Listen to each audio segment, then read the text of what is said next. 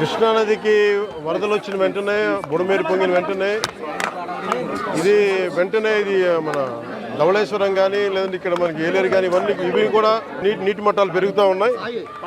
So వెంటనే శుద్ధగడ్డ నుంచి కూడా శుద్ధగడ్డ కాలం నుంచి కూడా నీళ్ళు వచ్చేస్తాయి, ముంపు ప్రాంతాలకు వచ్చేస్తాయి. వీటి మీద ఎప్పటికప్పుడు కలెక్టర్ షణ్మోహన్ గారితో కూడా మాట్లాడడం జరిగింది. ఇది 2వ తారీఖు 3వ తారీఖు నుంచి మాట్లాడుతూనే ఉన్నాం, డేంజర్ లెవెల్స్ లేవని. ఒకసారి అంతకుముందు కూడా జరిగితే ఫస్ట్ లెవెల్ వార్నింగ్ ఇచ్చాం, మళ్ళీ తగ్గిపోయిందని చెప్పారు.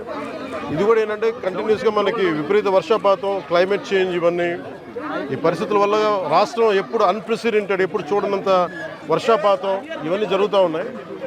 ఈ నేపథ్యంలో ఇది ప్రత్యేకించి ఇప్పుడు లోపలికి వెళ్ళి చూస్తుంది వైఎస్ఆర్ కాలనీ, జగనన్న కాలనీ పేరు ఏదని అనుకోండి. ఇది బేసిక్ ఇది ఒక 32 ఎకరాలు 33 ఎకరాల స్థలం. ఇది దాదాపు ఒక 2000 పైచిలకు లబ్ధిదారులు. దీంట్లో ఉన్నదేమో ఇప్పుడు ప్రస్తుతం 10% మంది జనాభా ఉన్నారు. 10% మట్టుకే.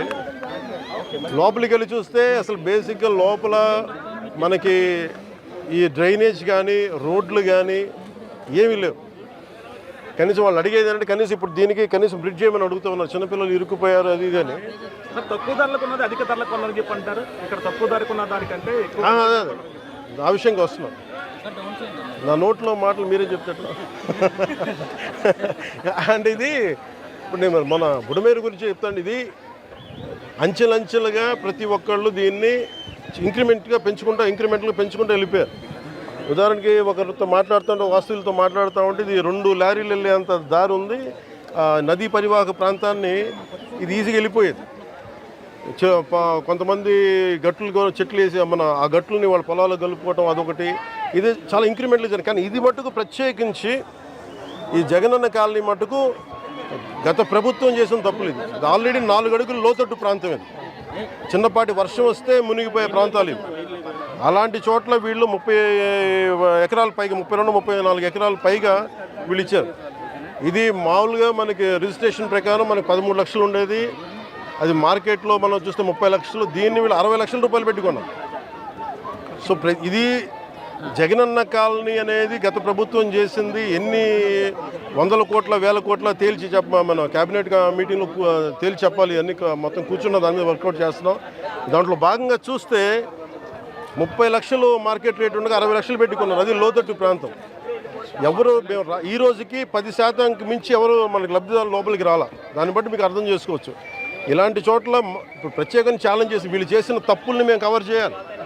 వీళ్ళు ఇచ్చేసారు, ఆ తప్పుల్ని కవర్ చేయాలి. వాళ్ళకి ఇన్ఫ్రాస్ట్రక్చర్ ఏదైతే అవసరాలో ఇన్ఫ్రాస్ట్రక్చర్ డెవలప్ చేయాలి. ఇది ఇప్పుడు అలా కాదు. ఇప్పుడు మీరు ఏలేరు ఆధునీకరణకి వీటన్నిటికీ మీకు నిధులు కొరత, అంతే కదా. బేసిక్ నిధులు కొరత. మరి ఇక్కడ ఒక్క చోట మీరు ఇక్కడే చూస్తే దాదాపు 13 కోట్లు, దాదాపు మీరు చూసే 30%, 13 కోట్లు ఇక్కడ ఒక్క ఈ కాలనీకే వేస్ట్ చేశారు. ఇలాంటి ఒకరు చెప్పండి.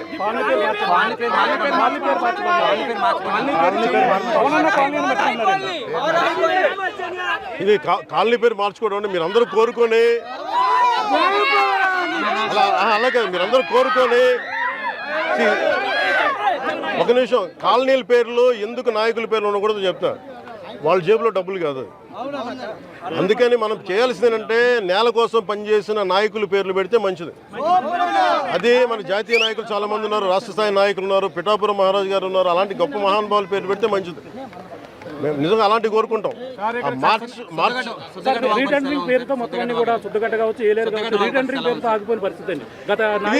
ఇప్పుడు మీకు డబ్బు పరిమితమైన డబ్బే ఉంటుంది.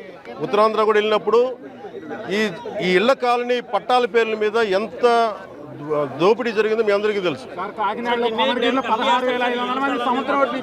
అదే అన్నాను, మడ అడవులు ఇచ్చారు, మడ అడవులు, ఆవు భూములు, వీటన్నిటి మీద ఒక లెక్క నీకు తేల్చాల్సి ఉంది. ఇప్పుడు క్లాసిక్గా ఇది మీరు చూస్తే మీకు అర్థమవుతా ఉంది డబ్బు ఎలా దుర్వినియోగం జరిగింది. ఈ డబ్బు దుర్వినియోగం ఆపగలిగితే ఈ ఆధునీకరణ పనులన్నీ జరుగుతాయి. మేము దాన్ని మనస్ఫూర్తిగా నమ్ముతున్నాం. అంటే ఇది నేను ముందు నుంచి కూడా అధికారుల సంసిద్ధత ఎలా ఉంది, ఏ స్థాయిలో ఉంది అనేది ఫస్ట్ నేను ముందు నుంచి ఫోన్లో మాట్లాడుతున్నాను. ఈరోజు వచ్చి మొత్తం చేశాను. అన్ని మనకి హెల్త్ క్యాంప్స్ కానీ వరద నీరు తగ్గగానే మనకి అంటువ్యాధులు వస్తాయి, దానికోసం చర్యలు ఏం తీసుకున్నారని కలెక్టర్ గారితో చెప్పినా కానీ చూడటం జరిగింది. ఖచ్చితంగా ఇలాంటి వాటికి ఇది రిపీటెడ్గా అయిపోయింది. లాస్ట్ 2-3 దశాబ్దాలకు ఇదే నడుస్తూ ఉంది. జనాభా పెరిగిపోయే కొద్దీ మనకి నష్ట తీవ్రత తెలుస్తూ ఉంటుంది. మనకి వ్యవసాయ భూమి వినియోగంలోకి వచ్చే కొద్దీ నష్టం తెలుస్తూ ఉంటుంది. దీని మీద ఇది ఒక్క పిఠాపురంకి సంబంధించి ఎక్కడెక్కడ ఇలాంటి పరిస్థితులు ఉన్నాయి వీటన్నిటి మీద సమగ్రంగా ఒక కమిటీ చేయాలి. మన ముఖ్యమంత్రి గారితో కూడా మాట్లాడుతున్నప్పుడు ఈ మాట మాట్లాడాము. దీని మీద అసలు టోటల్గా ఏమేమి ఉన్నాయి రాష్ట్రంలో ఎలాంటివి ఇది మొత్తం వరదలు తగ్గిన తర్వాత దీని మీద ఒక వెళ్ళి క్షేత్రస్థాయిలో పర్యటనలు జరిపి దాని మీద ఒక సమగ్రమైన నివేదిక అని చెప్పి అధికారులని ఆల్రెడీ ఇన్స్ట్రక్ట్ చేశారు. ఇది ముఖ్యమంత్రి గారు ఇది వరద తగ్గుముఖం పట్టగానే దీన్ని ముందుకు తీసుకెళ్తాం. అంటే ఎంత ఇప్పుడు నష్టం కూర్చొని ఎంత అంచనా వేయలేము. అంటే మీరు చెప్తున్న ఒక లెక్క ఉంది, లేదా ఇంకొన్ని చోట్లేమో పత్తి కొంత పోయింది, మనకి వరి పోయింది, మన పత్తి దాదాపు 90 హెక్టార్లు పోయింది. మనకి దాదాపు 21 మండలాలు మన కాకినాడ జిల్లాలో 21 మండలాలు అనుకుంటా, దాదాపు 152 గ్రామాల్లో నష్టం జరిగింది. దాదాపు 8,206 మంది రైతులు నష్టపోయారు. సో వీటన్నిటిని చేస్తున్న ముందు అంటే మీకు యాక్షన్ కావాలా? యాక్షన్ ఫిల్మ్ అంటే ఇది మనం హైడ్రా అలాంటి తీసుకోవడానికి మేమేం నమ్ముతామంటే చాలా మనం సమాజంలో ఉన్న ఎవరైతే ఎన్క్రోచ్మెంట్ తెలిసి చేయొచ్చు తెలియక చేయొచ్చు అందరి స్టేక్ భాగస్వాములతోటి మాట్లాడి కష్ట నష్టాలు ఏమున్నాయి ఇవన్నీ తెలియజేసిన తర్వాత వాళ్ళకి నోటీస్ ఇచ్చి వాళ్ళకి పునరావాసం చాలా వరకు చేసిన తర్వాత ముందుకెళ్ళాలనేది నా వ్యక్తిగత అభిప్రాయం. దీన్ని నేను సీఎం గారి దృష్టి కూడా తీసుకున్నాను. అలాగే అంటే మీకు ఈరోజు అంటే మీరు అన్నారు కదా మీరు ఏమేమి హ్యాండ్ చేస్తున్నాను, అలాగే అవసరమైన మెయిన్ వాళ్ళు అడుగుతున్నారు కనీసం గుంతలు పూడ్చమని అడుగుతాం. దానికి సంబంధించిన శాండ్ బ్యాగ్స్ రెడీగా అందుబాటులో ఉన్నాయి. అలాగే మనకి చెట్లు పడిపోయిన వెంటనే ఎలాంటి ఏదైనా జరిగిన రంపాలు కానీ రోడ్లపైన పడిన చెట్లు తీసివేయడానికి దానికి సంసిద్ధంగా ఉన్నాం. అలాగే జేసీబీ లాంటి వాహనాలని సంసిద్ధంగా ఉంచాం. ముఖ్యంగా అవసరానికి మన ఫైర్ యాక్సిడెంట్స్ ఏమైనా ఉంటే దానికి సంబంధించి ఫైర్ యాక్సిడెంట్ వెహికల్స్, అలాగే 42 మంది గజయితగాళ్ళని రెడీగా చేసాం ఇన్ కేస్ ఏదైనా ఎమర్జెన్సీస్ ఉంటాయి. అలాగే primary health care, community health care వీటికి సంబంధించిన సంసిద్ధంగా చేసాం. అలాగే గవర్నమెంట్ జనరల్ హాస్పిటల్లో కూడా డాక్టర్స్ని 24/7 అందుబాటులో ఉంచమని వారికి ఇన్స్ట్రక్షన్స్ ఇవ్వడం జరిగింది. అలాగే ముఖ్యంగా గర్భిణీ స్త్రీలు కానీ బాలింతలు కానీ ఎవరున్నా కానీ వాళ్ళని సురక్షిత ప్రాంతాలు తరలించే బాధ్యత కలెక్టర్ గారు దాన్ని పర్యవేక్షిస్తూ ఉన్నారు. అమెరికా లాంటి దేశాల్లో కూడా మీకు కూర్చోబెట్టి మియామి లాంటి చోట, ఫ్లోరిడా లాంటి చోట తుఫాన్లు వస్తే మొత్తం ఒక లక్షలాది మంది, వేలాది మంది నిరాశలు అయిపోతారు. Even their advanced country.